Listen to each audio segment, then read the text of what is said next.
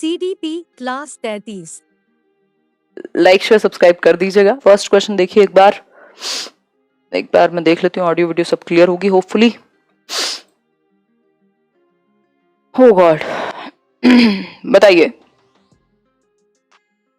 देखो क्वेश्चन है change in behaviour due to maturation, यानी परिपक्वता के कारण होने वाले व्यवहार में परिवर्तन को हम लर्निंग कह सकते हैं। ये पूछा है हमसे, क्या हम परिपक्वता के कारण होने वाले व्यवहार को लर्निंग कह सकते हैं? नो, यस, अनडिसाइडेड या समटाइम्स? बताइए एक बार क्या इसका सही आंसर होगा। अलग अलग आंसर्स आप लोग कह रहे हैं, नोटिफिकेशन में प्रॉब्लम रहती है। बताइए एक बार। अटेंडिंग फर्स्ट टाइम, बहुत बढ़िया शिल्पी। अब बात नहीं करेंगे, चलिए यहां पर आइए। आंसर क्या होगा इसका? नो। जो मैचुरेशन है वो एक बायोलॉजिकल प्रोसेस है, नेचुरल प्रोसेस है अगर मैं कहूं तो, है ना, एक बायोलॉजिकल प्रोसेस है जो समय के साथ आती है आपकी हेरिडिटी के कारण। और जो लर्निंग है, जिसको basically behaviouristic point of view से देखा जाता है, जहां जो यहाँ पूछा है वो है प्रैक्टिस और एक्सपीरियंस या एफर्ट के बेसिस पे जो व्यवहार में परिवर्तन आए उसको हम लर्निंग कहते हैं। मैचुरेशन के लिए जरूरी नहीं आपको प्रैक्टिस और एफर्ट की, ये नेचुरली भी आपकी एज के साथ आ सकता है। आपकी मसल्स में जान आ जाएगी, आप पहले ये रिमोट नहीं उठा पाते थे, फिर आप 1.5 साल के हुए, 2 साल के हुए, आपकी जो मैच्योर हुई वो जो बॉडी है, जो भी एक पार्ट है, वो फिर ये काम कर पाएगा। ठीक है, आप 5 साल की उम्र में प्याजे नहीं समझ सकते, बाद में आप समझ सकते हैं। तो वो एज के साथ भी मैचुरेशन आता है, जिसको इंपॉर्टेंस प्याजे ने भी दी है। ठीक है बात। तो आंसर जो है, मैचुरेशन और लर्निंग में डिफरेंस है। मैचुरेशन और लर्निंग में क्या डिफरेंस है वही हमने अभी डिस्कस किया। क्वेश्चन नंबर 2 देखिए, व्हाट इज थिंकिंग, यानी थिंकिंग क्या है, यानी चिंतन क्या है। Use of symbols, use of language, perceptual process, concept learning क्या है। अगर हम बात करें, जवाब दीजिए। बहुत बढ़िया आशा, कोई बात नहीं प्रशांत, कोई नहीं प्रियल, बताइए एक बार। व्हाट इज थिंकिंग, चिंतन क्या है। चिंतन क्या है? Use of symbols. हम बेसिकली जो हमारा दिमाग है वो इमेजेस में भी सोचेगा, वर्ड्स का हम यूज कर सकते हैं, है ना। ये सब सिंबल्स हैं जिनका, प्रतीकों का हम इस्तेमाल करके क्या कर पाते हैं, सोच पाते हैं। तो symbols, use of symbols thinking कह सकते हैं हम बहुत हद तक। ठीक है बात। सिर्फ लैंग्वेज का यूज या परसेप्चुअल प्रोसेस, कॉन्सेप्ट लर्निंग, इन सबसे बेहतर ऑप्शन रहेगा यूज ऑफ सिंबल्स। ठीक है बात। इसमें आपकी लैंग्वेज भी आ जाएगी, इसमें आपका इमेजेस भी आ जाएंगी, इसमें आपके और कॉन्सेप्ट्स भी आ जाएंगे। The name of the theory advocating sudden solution of the problem is, भाई वो कौन सी एक थियरी है जो समस्या के अचानक से समाधान को सही मानती है। कह सकते हैं कि समस्या का समाधान अचानक भी हो सकता है, सॉल्यूशन आपको एकदम से सडन तरीके से भी आ सकता है। ये कौन सी थियरी मानेगी? पहला ऑप्शन है operant learning, theory of insight, trial and error learning या फिर कंडीशनिंग। आंसर कीजिए एक बार, छुटकी मिल जाएगी। थियरी ऑफ इनसाइट या इनसाइटफुल लर्निंग, यानी अंतर्दृष्टि का सिद्धांत भी कहा जाता है इसको। किसने दिया था इसको, बताइए एक बार फटाफट से कमेंट करके। वोल्फगैंग कोहलर ने। वोल्फगैंग कोहलर, इन्होंने कुछ चिंपैंजी थे जिन पर प्रयोग किए थे और उसके आधार पर यह थियरी निकल करके आई थी कि एकदम आहा मोमेंट, जो एकदम बल्ब जलना है ना, सडन सॉल्यूशन, आहा मोमेंट से भी इसको जोड़ा जाता है, यूरेका से भी इसको जोड़ा जाता है। यूरेका मतलब मिल गया। ठीक, जैसे आर्किमिडीज का जो प्रिंसिपल था उसमें ये चीज यूज हुई है। तो एकदम से अचानक से आइडिया आया, आप अटके हुए थे किसी सवाल में और दिमाग आपको नहीं पता वो कहाँ काम कर रहा था, एकदम से आपको अचानक से आइडिया आएगा और वो सॉल्व हो जाएगा। तो एकदम से दिमाग की बत्ती जलेगी, ये कह सकते हैं। तो theory of insight is given by Wolfgang Kohler, जो कि एक गेस्टाल्टवादी हैं। गेस्टाल्टवादी कैसे देखते हैं, समग्र रूप में देखते हैं अधिगम को। तो ये गेस्टाल्टवाद से संबंधित है। गेस्टाल्टवाद के जो जनक हैं वो हैं वर्टहाइमर, इसके अलावा कोहलर, कोफका, वर्टहाइमर, ये सब जुड़े हुए हैं किससे, गेस्टाल्टवाद से। क्वेश्चन नंबर 4 देखिए एक बार। Sensation is a gateway of knowledge, वही जो सेंसेशन है, जो अनुभूति है, संवेदना है, किसका प्रवेश द्वार है, ज्ञान का। बताइए एक बार ये स्टेटमेंट जो है किससे रिलेटेड है, मेंटल डेवलपमेंट से, फिजिकल से, अटेंशन डेवलपमेंट या फिर लैंग्वेज डेवलपमेंट। आंसर कीजिए, फिर हम लोग आगे बढ़ेंगे। कौन है विनोद करने वाला, नितेश जी, पढ़ाई कीजिए। यहाँ विनोद नहीं, प्याजे कहिए, कोहलर कहिए, कोहलबग कहिए, विनोद मत कहिए, है ना। बताइए एक बार आंसर क्या होगा, मेंटल डेवलपमेंट। आपका जो मानसिक विकास है वो आपके sensation is a gateway of knowledge. आप सेंसेस से परसेप्शन बनाएंगे, परसेप्शन से कॉन्सेप्ट्स बनाएंगे। ये सारी प्रक्रिया कहाँ होगी, मानसिक विकास में होगी, मेंटल डेवलपमेंट के अंदर होगी। इसलिए ये जुड़ा हुआ है मेंटल डेवलपमेंट से। अटेंशन डेवलपमेंट जैसा हमने तो कुछ पढ़ा नहीं है, प्रकार जो है विकास के, हमने सिर्फ डेवलपमेंट के 4 ब्रॉड कैटेगरीज पढ़ी हैं, इवन 3 ही कहेंगे ब्रॉड भी, क्योंकि सोशल और इमोशनल एक साथ जुड़े हुए हैं। फिजिकल, कॉग्निटिव यानी संज्ञानात्मक, शारीरिक, संज्ञानात्मक, सामाजिक, और जिसको हम कहते हैं मॉरलिस्टिक, या फिर इसको हिंदी में कहेंगे नैतिक विकास। ठीक, और आपका जो कॉग्निटिव डेवलपमेंट है इससे जुड़ी हुई है क्या, लैंग्वेज, और सोशल और इमोशनल डेवलपमेंट जो है आपस में जुड़े हुए हैं, और यहां से आपका जेंडर भी यहीं से प्रभावित होगा, है ना। तो ये बेसिक बातें हैं। फिजिकल से मोटर डेवलपमेंट जुड़ा हुआ है। क्वेश्चन नंबर 5 देखिए एक बार, the number of factors of intelligence according to tri dimensional theory is, 3D theory of intelligence भी कहा जाता है इस थियोरी को, जेपी गिलफर्ड ने दी थी अगर आपको याद ना हो। कितने फैक्टर्स इसमें होने चाहिए या हैं, ये हमसे पूछा है, फटाफट से बता दीजिए। थोड़ा सा धमाल मचाएंगे, कल से थोड़ी थियरीज वगैरह भी करना स्टार्ट करेंगे। बताइए एक बार, 150, 110, 135 या 120, क्या सही आंसर होगा, जवाब दीजिए। बताइए एक बार कितने फैक्टर्स होंगे। अब इसमें मिक्स्ड आंसर आ रहे हैं, डी कह रहे हैं कई लोग। देखो 120 इनिशियली था, बट जब हमें अपडेटेड दिया हुआ है तो हम उसकी तरफ जाएंगे ना, तो 150 इसके बाद था, और आज की डेट में 180 है। 180 है। इसमें 3 एस्पेक्ट हैं जेपी गिलफर्ड की, 3 डायमेंशनल है ना, तो 3 डायमेंशन हुई, एक है कंटेंट, दूसरा है ऑपरेशन, तीसरा है प्रोडक्ट। ठीक, तो ये 3D थियोरी ऑफ इंटेलिजेंस आप इसको कह सकते हो। एक क्यूब जैसा इसमें बनेगा और 3 डायमेंशंस होंगी, जिसमें एक है कंटेंट, दूसरा है प्रोडक्ट और तीसरा है ऑपरेशन। इसके अंदर से नहीं पूछता है, बट ये तीनों चीजें आपको पता होनी चाहिए। इनिशियली शुरुआती दौर में 120 एलिमेंट थे, फिर 150 हुए, अब 180 हैं, तो इसमें 180 का ऑप्शन नहीं है, इसलिए 150 को हम टिक करेंगे।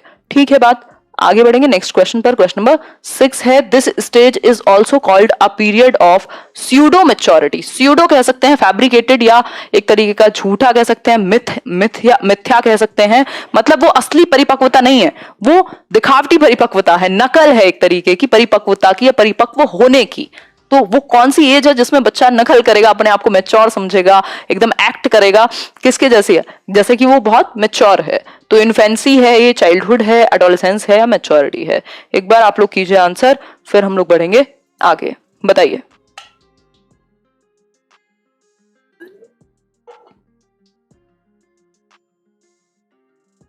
मिनी मोनिका बिल्कुल सही कह रही हैं। रॉस के अकॉर्डिंग अगर हम बात करें तो सूडो मैच्योरिटी की जो एज है वो है चाइल्डहुड।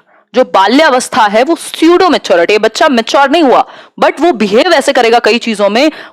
कई बार बच्चे बिल्कुल किसी का रोल भी करने लगते हैं, या बहुत बड़ा हो गया हूं मैं, इस तरीके की फीलिंग भी आएगी उनमें, है ना। तो ये सूडो मैच्योरिटी का काल है, यानी कि मिथ्या कह सकते हो, या नकली मैच्योरिटी भी कह सकते हो, इसको बनावटी भी कह सकते हो, है ना। ये उसने अपने दिमाग में एक इल्यूजन क्रिएट किया है अगर हम कहें तो ये है चाइल्डहुड, जब वो बड़ों के जैसा बिहेव कर सकता है, बट वो रियल नहीं है। विच of the following is not the cause of backwardness. कई बार बच्चे जो हैं वो पिछड़े रह जाते हैं एजुकेशनल वर्क में कह सकते हैं एक तरीके से। तो पिछड़ेपन का कौन सा एक कारण नहीं है। नॉट पूछा है, जब नॉट पूछे तो हम थोड़ा सा ज्यादा ध्यान से आंसर करेंगे। Lack of native intelligence, physical defect, specific backwardness, या फिर हेल्दी एनवायरमेंट। बताइए एक बार, अगर इनका मन करे ना इसको थोड़ा सा खतरनाक बनाने का, तो इसको लिख देंगे ये नॉट की जगह, which one of the following is not a deterrent of backwardness. मतलब कौन सा एक रुकावट नहीं है बैकवर्डनेस में। बताइए एक बार, आंसर क्या होगा, हेल्दी एनवायरमेंट यानी स्वस्थ वातावरण। अगर हम बात करें तो पिछड़ापन का कारण क्या नहीं हो सकता, बच्चा पीछे रह गया किसी भी कारण से, या तो उसको नरिशमेंट ठीक से नहीं मिला, एनवायरमेंट अच्छा नहीं मिला, कोई और जेनेटिक कारण भी हो सकता है। नेटिव इंटेलिजेंस मतलब कि जो आसपास माहौल था या जो जीन्स थे वहां से वो इंटेलिजेंस उसको वो उस तरह की ना मिली हो, तब भी पिछड़ा रह सकता है अगर आईक्यू कम हो तो। फिजिकल डिफेक्ट हो कोई तो ऐसा हो सकता है ब्रेन में डैमेज हो, कुछ हो, तब भी वो पीछे रह सकता है। स्पेसिफिक बैकवर्डनेस, कोई और बैकवर्डनेस हो सकती है, जैसे बहुत सारी होती है ना, इवन आपके कई ऐसे कारण हो सकते हैं, कुछ और हो गया हो, अटेंशन डेफिसिट हो, कुछ और हो जिसकी वजह से वो पीछे रह गया हो बाकी बच्चों से। लेकिन ऐसा कभी नहीं हो सकता कि आप हेल्दी एनवायरमेंट दे रहे हैं, उसको बेहतर माहौल दे रहे हैं, अच्छी किताबें दे रहे हैं, अच्छा खाना दे रहे हैं, अच्छा स्कूल दे रहे हैं, अच्छे टीचर्स दे रहे हैं, और वो कारण हो पीछे रहने का। वो तो कारण आगे बढ़ने का होगा, अगर पीछे है भी तो कोई और कारण होगा। स्वस्थ एनवायरमेंट, स्वस्थ वातावरण किसी के लिए भी बेकार की बात नहीं होगी, यानी कि बैकवर्डनेस का कॉज नहीं होगा कभी भी। तो ये बेसिक बात है। क्वेश्चन नंबर 8 पर बढ़ेंगे। Question number 8 says dash results from the differences in the structure and function of the brain. भाई कौन सी एक जो चीज है, कौन सा एक डिसफंक्शन है इनमें से जो ब्रेन में डिफरेंसेस के कारण या डिसफंक्शन के कारण, यानी फंक्शनिंग में कुछ प्रॉब्लम है या फिर स्ट्रक्चर में कुछ प्रॉब्लम है ब्रेन के, कौन सी चीज कॉज होगी इससे? टेंशन, बैकवर्डनेस, डिसलेक्सिया या फिर नन ऑफ दीज? बताइए एक बार। बहुत बढ़िया दीपेश, आंसर होगा इसका डिसलेक्सिया। ये बेसिकली ब्रेन डिसफंक्शनिंग या न्यूरोलॉजिकल डिसफंक्शनिंग के कारण हो सकता है। न्यूरोलॉजिकल मतलब ब्रेन का जो वायरिंग है उसमें अंतर हो सकता है इस बच्चे के बाकियों से, लेकिन इसका मतलब ये बिल्कुल नहीं है कि इसका आईक्यू कम होगा या ये बिल्कुल आईक्यू की वजह से ऐसा है, ऐसा नहीं है। ये बच्चा भी सीख सकता है, बस इसकी वायरिंग अलग है। जो न्यूरोलॉजिकल एक क्या कहें बनावट है वो थोड़ी सी डिफरेंट है, जिसकी वजह से डिसलेक्सिया होगा। वो कुछ वर्ड्स को अलग तरीके से देखता है या पढ़ नहीं पाता है ना। तो डिसलेक्सिया कारण है, रिजल्ट है किसका? From the differences in the structure and function. इनका ब्रेन के कुछ स्ट्रक्चर में और फंक्शनिंग में, वो कैसे फंक्शन करेगा उसमें अंतर होने की वजह से डिसलेक्सिया होता है। लेकिन इसका मतलब बिल्कुल भी नहीं है कि बच्चा जो है बुद्धू होगा। बस आप उसको पढ़ाने की जगह कुछ और तरीके भी अपना सकते हैं, या उसको कुछ इसके तरीके होते हैं बेसिकली जिनको आप अपना सकते हैं। बड़ा लिख सकते हैं या बहुत सारी चीजें होती हैं, इसके लिए अलग अलग एक्टिविटीज आती हैं। स्पेशल एजुकेटर ज्यादा अच्छे से बता पाएंगे।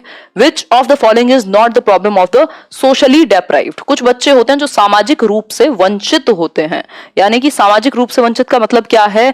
मतलब सोशली डेप्राइव्ड यानी समाज के किसी भी एक वर्ग से हैं जहां वो वंचित रह गए हैं कुछ अपॉर्चुनिटीज से, कुछ और चीजों से। अब इनमें से कौन सा एक कॉज नहीं है, इनमें से कौन सी एक प्रॉब्लम नहीं है जो सोशली डेप्राइव्ड बच्चे की होगी? बताइए एक बार, आंसर कीजिए। Lack of motivation for learning, no opportunities to develop creativity, healthy conditions of their living यानी कि उनके रहने की स्वस्थ स्थिति नहीं होगी, या फिर facing discriminatory behaviour in the school, ऐसे बच्चों के साथ भेदभावपूर्ण व्यवहार का सामना इनको करना पड़ता है। आंसर कीजिए एक बार, देखिए एक बार। Which of the following is not the problem of the socially deprived? मतलब सामाजिक रूप से वंचित बच्चे की एक समस्या नहीं होगी। देखो ये समस्या नहीं होगी कि उसमें मोटिवेशन की कमी हो। मोटिवेशन हर बच्चे में, हर कोई आगे बढ़ना चाहता है। मोटिवेशन की कमी जो है ये समस्या नहीं है यहां, पहली बात। दूसरी बात, no opportunities to develop creativity, creativity को उसकी डेवलप करने के लिए मौका ही नहीं दिया समाज ने उसे। कुछ एक आई थिंक आर के नारायण या कोई तो व्यक्ति हैं जो लिखते हैं इसके ऊपर कि जब वो स्कूल में गए, क्योंकि वो किसी एक जाति से थे, किसी एक धर्म से थे, किसी एक समाज से थे, तो उनको झाड़ू लगाने का काम दे दिया टीचर ने। ये लिटरेचर में कोई एक ऐसी चीज है, या ऐसे कितने सारे एग्जाम्पल्स हैं जिनको हमने सिर्फ जाति के आधार पर ही नहीं, बहुत सारे वर्ग के आधार पर या बहुत सारे सोशली डिप्राइव्ड होने के बहुत सारे अलग अलग रीजंस हो सकते हैं। तो इन बच्चों को इनकी क्रिएटिविटी डेवलप करने के लिए मौका ही नहीं मिला, क्योंकि इनको अलग थलग कर दिया गया। तो ये बात तो ठीक है, ये तो प्रॉब्लम है, बट हमसे नॉट पूछा है। Healthy conditions of their living, उनके रहने की अच्छी कंडीशंस, भाई इसका आंसर सी होगा। इसका आंसर सी होना चाहिए। Healthy conditions of their living, facing discriminatory behaviour, ये भी बात सही है, ये भी बात सही है। अब फिर से क्वेश्चन पढ़ लेते हैं एक बार। Which of the following is not the problem of the socially deprived? Socially deprived बच्चे की कौन सी समस्या नहीं होगी? Healthy conditions of their living, lack of motivation for learning. हाँ, अगर मोटिवेशन की कमी हुई तो प्रॉब्लम हो सकती है, क्योंकि बात ये नहीं कही कि बच्चे में ऑटोमेटिकली मोटिवेशन कम होगी, बट कमी हो सकती है क्योंकि उसको इग्नोर किया गया होगा। तो इस केस में हम आंसर सी के साथ जाएंगे, ये बेहतर है। ठीक है बात, क्योंकि अच्छी कंडीशन प्रॉब्लम नहीं है, अच्छी कंडीशन प्रॉब्लम थोड़ी ना होती है।